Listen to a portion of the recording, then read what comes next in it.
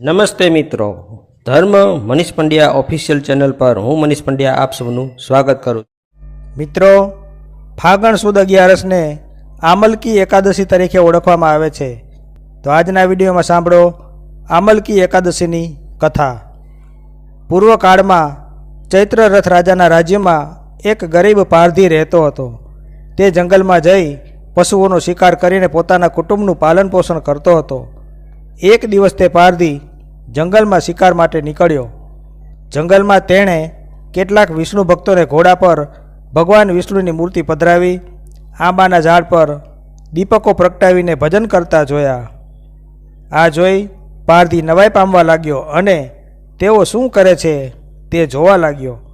આમ જોવાની લાલચમાં તેને આખી રાતનું જાગરણ થઈ ગયું। થોડા સમય પછી પારધી મૃત્યુ પામ્યો અને ફરીથી જન્મ લઈને તે વિદુષી રાજાને ત્યાં જન્મ્યો।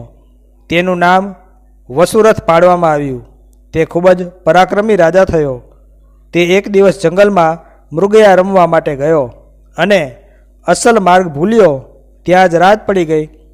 આથી તે માર્ગ ન મળવાના કારણે જંગલમાં જ સૂઈ ગયો। થોડા જ સમયમાં નજીકના ડુંગરમાં રહેતો યવનોનો કાફલો ત્યાં આવી પહોંચ્યો, જે વસુરથના દુશ્મનો હતા। રાજાને જોતાં જ હાથમાં આવેલ મોકો ચાલ્યો ન જાય તેમ વિચારીને રાજાને ઊંઘમાં જ પતાવી દેવાનો વિચાર કરવા લાગ્યા। પરંતુ ત્યાં તો ચમત્કાર થયો।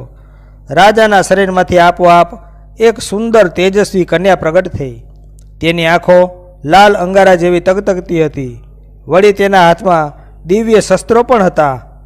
આ કન્યાએ રાજા પર આક્રમણ કરવા આવેલા યવનોનો સંહાર કરી નાખ્યો।